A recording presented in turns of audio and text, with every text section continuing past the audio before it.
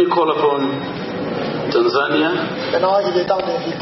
Karibuni hapa Malawi. Asante sana. So I don't know whether I should continue in Kiswahili because the chair understands it. But I will begin with a light note. I think as parliamentarians and some of us being speakers, we should learn from the chair the style that is using, being attentive to every other presentation and having to make a comment on every other presentation. So that's a good thing. I would also like to agree with the rest of the comments that have been made, because in the interest of time, I will talk about Tanzania a little later in the few minutes that have been given. But I was asking myself, as we are discussing here about the sustainability, efficiency, self-sufficiency in the Sadc region. And then I heard from one of the presenters talking about Malawi using the renewable energy sources. And then my question is, and I hope they'll have time to respond, what is the percentage of the population in Malawi that has access to electricity?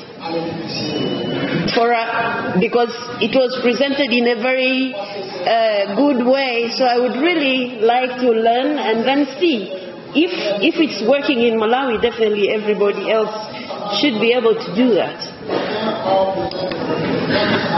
And I think it's important for all our countries to have that sense of how many people in our respective countries have access to electricity. It's important because when we meet in these big gatherings, it's so easy to explain, the projects and programs in our respective countries. But I must commend the lady from Madagascar, the Deputy Speaker. She spoke about the challenges that the entire country of Madagascar is going through. And so it's easier once you admit the challenges that are going on in our countries. Now, I'm saying all that because of this topic. We are talking about sustainability.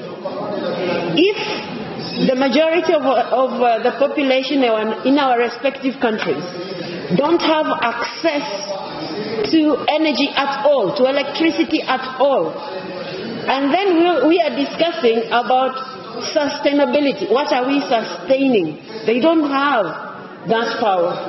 And we are talking about clean energy. They don't even have that dirty energy. So we have to be realistic. We have to be realistic. It's true, we talk about climate change. We talk about the fact that it is our responsibilities to ensure that we protect the globe. Yes, it is true. But when you consider that most of the Sadc countries, we are still in the dark, maybe we should be looking at solutions that are going to give our people access first, and then start from there cleaning up whatever is dirty. And I had here, we are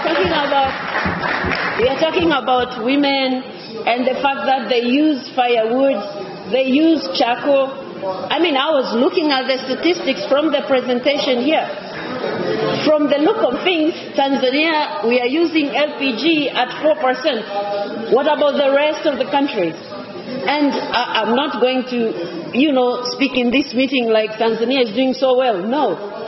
We have plans to move, but we haven't really started, so to speak. Because if you're talking about 4%, that's very low.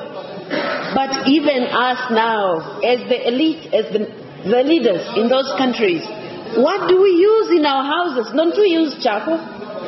What are our families using? We can't. We have to lead by example if that's what we are saying. And I was looking here at the load shedding. Some of our countries have developed so much that the load shedding is actually put on the internet so that our citizens can actually go to the internet and see when they will actually have power. And we are talking about sustainability. What is it that we are sustaining? We should look at the practical solutions for our countries, instead of looking at what others are saying in other places outside Sadc, where they already had power for a long time, and they have used a similar method that they are now preventing us from using. I don't think we should buy into that. But now, my time is running. Now back to Tanzania. We are making some progress. Recently, we signed the first government agreement in order to develop our liquefied natural gas project. So we hope, because in the presentation it came out very clearly that Tanzania is supposed to participate in the bucket, so to speak, for the energy in Sadc. We will do that, and we are in the process of doing that.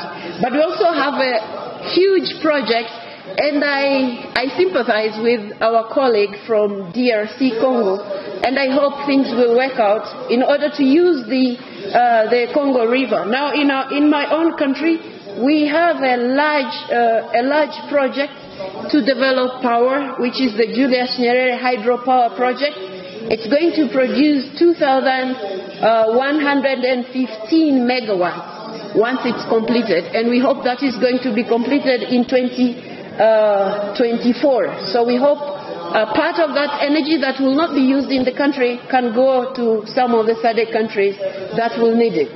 Now, because I talked about statistics from our own countries, in my own country we have had, because our country is big, we have had to establish a rural electrification agent, which is rural energy agent, just for rural, to ensure that the villagers have electricity. And in that plan, we are hoping by the end of this year, electricity would have reached every village in Tanzania. So when we talk about sustainability, we should use what we have. If you have coal in the country, use that coal until your people have power, and then we can talk later about cleaning up that coal. That's my way of looking at it. Instead of stopping a person or a country from using coal because some people somewhere have got power, which they're using nuclear or they're using water or whatever. So, in the interest of time, I would say in SADC, I think if we are going to talk about this topic, we should use the resources that we have in our countries. And nobody should stop us from using it because somewhere, somehow, people have studied something. Yes, we understand science, we agree to those researches, but we will reach there when it's our time to reach there. Thank you very much.